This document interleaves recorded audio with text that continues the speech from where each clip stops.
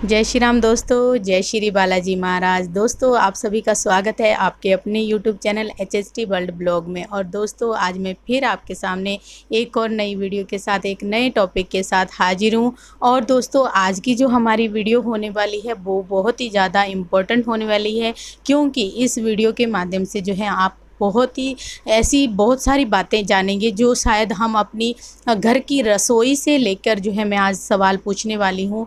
जो हमारी कुछ ऐसी गलतियाँ होती हैं, क्या सच में ही रसोई के साथ इन गलतियों का कनेक्शन होता है, या हमारे घर की जो रसोई की बरकत होती है किस वजह से कम होती है, या रसोई में कुछ लोगों के जो है अन्नपूर्णा का वास नहीं होता है। सुख समृद्धि के लिए जो है आपको क्या क्या अपनी रसोई में करना चाहिए और रखना चाहिए। तो दोस्तों अगर वीडियो अच्छी लगती है तो लाइक करें, शेयर करें, कमेंट करें, और अगर आप चैनल पे नए हैं तो चैनल को ज़रूर सब्सक्राइब करें। साथ में बेल आइकन है उसको प्रेस करें ताकि आने वाली हर एक वीडियो की नोटिफिकेशन सबसे पहले आप तक पहुंच जाए। तो चलिए दोस्तों शुरू करते हैं आज की वीडियो। जय श्री राम जी।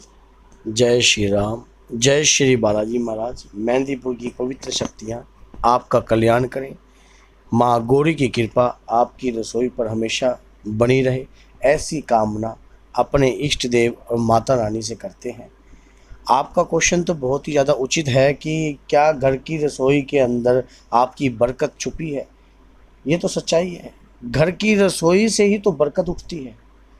घर की रसोई एक पवित्र, जहाँ पर देवी देवताओं और आपका खाना बनता है, वहीं पर छुपा है आपके हर प्रकार के दोष और आपके गुणों का राज। आपके घर लक्ष्मी का राज, धन धान्य का राज आपकी रसोई में ही छुपा है। रसोई में क्या है कि पहले के जो बुजुर्ग थे वो बहुत ही पवित्रता से कार्य करते थे। पवित्रता से कार्य का मतलब, जैसे कि पहले नंबर तो मैं आपको, जो भी लेडीज़ सुने, चाहे उनको मेरी बात बुरी लगे या कैसी लगे, क्योंकि सच्चाई बता देनी चाहिए, अपने ऊपर भी अमल करना चाहिए और दूसरों को भी बताना चाहिए। सबसे पहले वो बुजुर्ग क्या करते थे, वो बुजुर्गों का बहुत ज़्यादा हमारे सिर पर हाथ होता था। वो कोई भी चीज़, अगर अपने घर में कोई भी चीज़ बनाते थे, जैसे कि कोई हलवा या कोई प्रसाद, तो वो हमेशा अपने देवी देवताओं के नाम का जरूर भोग लगाते थे और खुद उसमें जूठन नहीं डालते थे कभी भी। जो भी देवी देवता, हमारे घर के इष्ट देव, हमारे घर के पितृदेव, उनके जो खाना बनता था, और वो नहा के स्नान करने उपरांत अपना भोजन को वो बनाती थी। और उसी दौरान आज की स्त्रियां कुछ जो हैं उनमें त्रुटियां हैं इस प्रकार की, और कभी भी जिस प्रकार वो, जैसे कि वो एक लेडीज प्रॉब्लम हो जाती है, उस लेडीज प्रॉब्लम के दौरान तो कभी भी देवी देवताओं का भोजन तैयार नहीं करना चाहिए। उससे भी आपकी रसोई पर दोष लगेगा, उस रसोई की गृहिणी पर दोष लगेगा। और इस प्रकार मैं आपको एक बात और भी बता सकता हूँ इसके अंदर, कि अगर कोई लेडीज किसी भी प्रकार की त्रुटि करती है देवी देवता के भोग लगाने में, तो वो अधिकतर बीमार भी रह सकती हैं और उसके शरीर पर किसी भी प्रकार का प्रकोप भी बन सकता है, जो देवी देवताओं के दंड की पात्र भी बन सकती हैं। तो मैं उससे बचने के लिए आपको क्या क्या उपाय बताऊंगा। जैसा कि आपने क्या करना है, अपने घर के अंदर आपका जब भी रसोई में आप एंट्री करो या आप रसोई के अंदर कार्य करो, तो सबसे पहले आप माँ गौरी का नाम लीजिए। माँ गौरी का नाम लीजिए, या कोई माँ लक्ष्मी का आप मंत्र जानते हो, जैसा कि मातु लक्ष्मी करे कृपा, करे हृदय में वास, मनोकामना सिद्ध करो यही मोर अरदास, यही मोर अरदास, हाथ जोड़ विनती करूँ, सह विधि करूँ सुवास, जय जननी जगदम्ब के सिंधु सुधा में सुमरे तोई, ज्ञान धन विद्या दे मोही। तो इस प्रकार से आप माँ लक्ष्मी का आह्वान कर कर अपनी रसोई में आप पधारिए। और सबसे पहले आप जो भी आटा वगैरह गूंद रहे हैं, तो आटा उतना ही गूंदिए जितना आपको ज़रूरत है। और ज़्यादा आटा गूंदने से, जैसा कि आज का आटा अगर कल पर आप खाओगे, तो उससे आप निमंत्रण दे रहे हो। किसको निमंत्रण दे रहे हो? अपने पितरों को, प्रेत भोज को आप निमंत्रण दे रहे हो। क्योंकि जो सुबह का आटा रात तक पड़ा रहे तो वो पिंड माना जाता है। वो एक किस्म का पिंड हो जाता है, तो उसका सेवन आपको नहीं करना चाहिए। अब बहुत से लोग ऐसे सोचेंगे कि हम तो पूरे शुरे हैं, तो हम क्या करें। तो सबसे पहले अगर आपका राता, अगर आज की इस महंगाई के दौरान आप इस कार्य को कर रहे हो, तो सबसे पहले रात को गूंदे हुए आटे का आप प्रथम रोटी गऊ की निकालिए। और वैसे तो ताज़ा ही आटा गूंदिए, ये तो एक ऑप्शनल है। अगर किसी के पास किसी भी प्रकार की कमी है, ये एक ऑप्शनल है, इससे दोष कम होगा, घटेगा नहीं। कभी आप सोच रहे हो कि अगर ऐसा भी चल जाता है तो इस प्रकार से भी करिए, लेकिन इससे दोष कम होगा, घटेगा नहीं। जो दोष गृहिणी पे लगेगा वो तो लगेगा ही, और गृहिणी ही धन की कारक होती है। घर के अंदर जो जैसे कि 9 ग्रहों में कुंडलियां होती हैं, ऐसे घर की औरत ही धन की कारक है, धन की लक्ष्मी है, बरकत की लक्ष्मी है। उसी प्रकार से आपको अपनी रसोई के अंदर हर वक्त सफाई रखनी चाहिए, हर वक्त सफाई रखनी चाहिए। प्रथम रोटी गऊ की निकलनी चाहिए, द्वितीय रोटी जीव जंतुओं की निकलनी चाहिए। ये मैं आपको बता रहा हूँ, अगर इस प्रकार का कार्य करोगे तो बहुत बढ़िया, बहुत उत्तम फल पाओगे आप। और लास्ट की जो रोटी होती है वो कुत्ते की निकलनी चाहिए, और एक लास्ट में रोटी बलि के नाम की निकलनी चाहिए, जो कि चूल्हे पर बलि हम देते हैं। अगर लोगों को नहीं पता तो अपने बुजुर्गों से पूछ सकते हो कि पहले हम चूल्हे पर बलि देते थे, वो बलि की रोटी चूल्हे पर पड़ी पड़ी पड़ी पड़ी पड़ी पड़ी सूखती सूखती करारी हो जाती थी, साइड में रख देते थे। कच्ची पक्की रोटी होती है वो, जो जिसको हम चूल्हे की बलि कहते हैं। उसी प्रकार अगर आप एक, ये सब का सब आपके नाम का एक किस्म का दान निकलता है, क्योंकि जब परम पिता परमात्मा ने हमें खाने का अधिकार दिया है, तो हमारा एक नैतिक फर्ज बनता है जो जीव जंतुओं के प्रति हमको निभाना चाहिए। और प्रथम रोटी गाय को आपको देनी चाहिए, उसके बाद द्वितीय रोटी जीव जंतुओं के नाम की निकालनी चाहिए, जैसे कि कौवा हो गया, पक्षी हो गए, या किसी भी प्रकार की आपने इस प्रकार का कार्य कीजिए। और आपने लास्ट की रोटी कुत्ते के नाम की निकालिए, जो कि शनि का प्रतीक है। और उसके बाद जो आपने क्या करना है, चूल्हे की एक बलि दे देनी है, जो कि कच्ची पक्की रोटी तवे पर पड़ी हुई छोड़ दो हल्की सी। तवा जब नॉर्मल हो जाए गैस बंद कर दीजिए, और उसके बाद फिर गैस चालू कर दीजिए। फिर उसके ऊपर तवे पर एक रोटी को छोड़ दो, वो पड़ी रहेगी, एक साइड से सिकती रहेगी, दूसरी साइड से पलटनी नहीं है आपने, वो एक साइड से सिकती रहेगी, और उसको साइड में रख दीजिए। उसके बाद तवे से हटा दीजिए जब वो थोड़ी सी करारी हो जाए एक साइड से। इसको तवे इस प्रकार से आप बलि दे सकते हो चूल्हे की। उस चूल्हे से किसी भी प्रकार का कभी भी ये बलि देने की जो प्रथा होती है, इस पर भी मैं कभी वीडियो बनाऊंगा कि इस प्रकार की प्रथा किस प्रकार चलाई गई।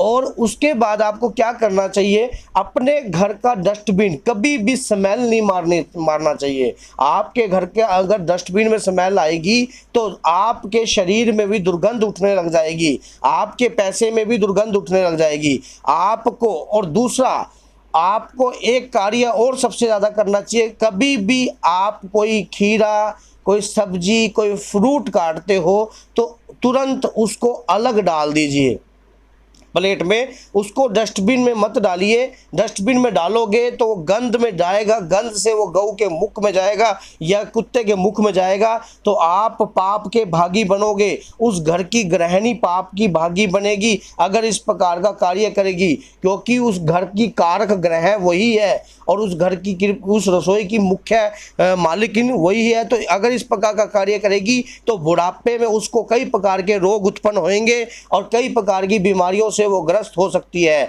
अगर कोई कांच टूट जाता है रसोई के अंदर तो उस बचे हुए कांच को कभी डस्टबिन में नहीं डालना चाहिए आपको, या तो उस कांच को आप ऐसी जगह डालिए जैसे कि कोई ज़मीन खोद कर या कहीं ऐसी जगह, ताकि किसी का भी उसका, किसी भी व्यक्ति का या किसी भी जीव जंतु का अनहित ना हो। अगर आपने वो कांच का टुकड़ा किसी भी प्रकार आपने ऐसी चीज़ में डाल दिया और वो गऊ के मुख में चला गया, तो आप एक बात को अपने कान में बांध लीजिए कि कहीं ना कहीं बुढ़ापों में या पाप के कर्म के युक्त में आपका योगदान उत्पन्न हो जाएगा। तो उसी प्रकार आपको मेरी बातें समझ में आ रही होंगी। इस प्रकार की बातें जो है लेडीज का होना चाहिए। और उसके बाद आपकी घर की रसोई के अंदर हमेशा आपको शुक्रवार के दिन संध्याकालीन आपको एक दीपक लगाना चाहिए और सुगंधित धूप लगानी चाहिए या कोई सुगंधित चंदन या चमेली का इत्र छिड़कना चाहिए घर की रसोई के अंदर भी। इस प्रकार से मातु लक्ष्मी की कृपा, धन धान्य माँ गौरी की कृपा आपके परिवार पर हमेशा बनी रहेगी और आपके घर पर बनी रहेगी।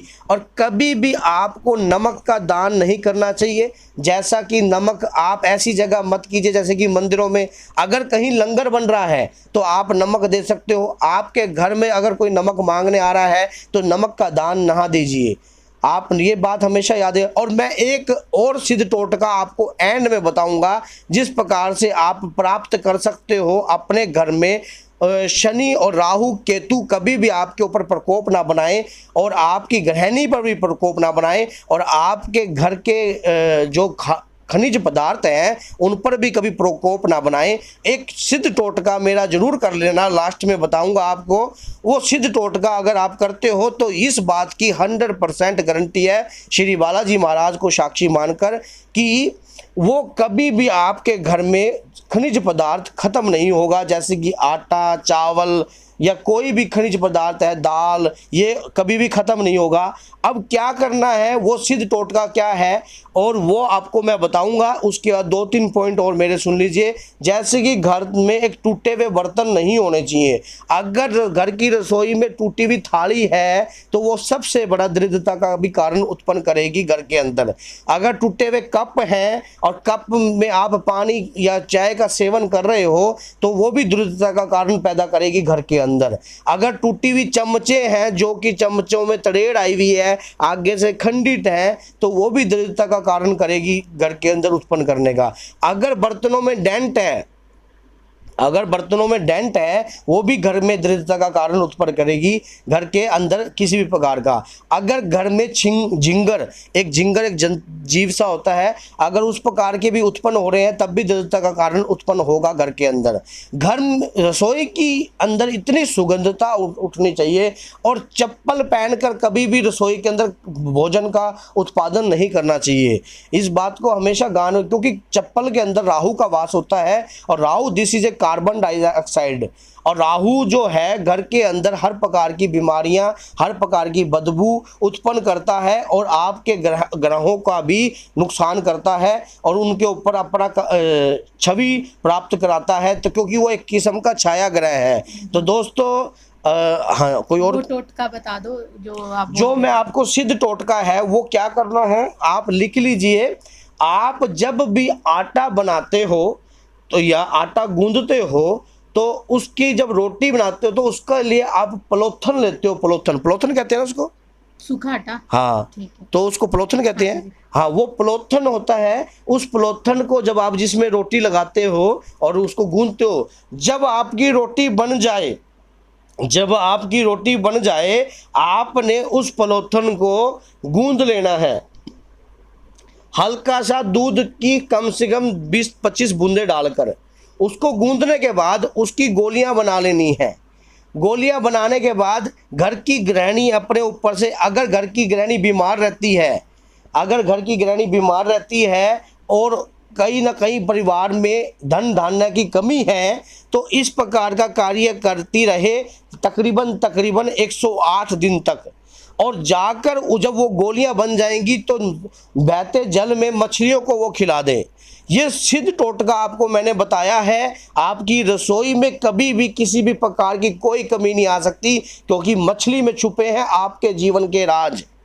ये मैं आपको कभी बताऊंगा। तो दोस्तों, कैसी लगी आपको ये वीडियो? भक्तों, आप इस प्रकार का कार्य कीजिए, बालाजी महाराज को साक्षी मानकर कीजिए। घर की रसोई में कभी भी कोई भी कमी नहीं आएगी और कभी भी ऐसा कोई कार्य उत्पन्न नहीं होगा। और इस चैनल को लाइक कीजिए, सब्सक्राइब कीजिए ताकि आने वाली हर वीडियो की नोटिफिकेशन आप तक आ जाए। जय श्री राम।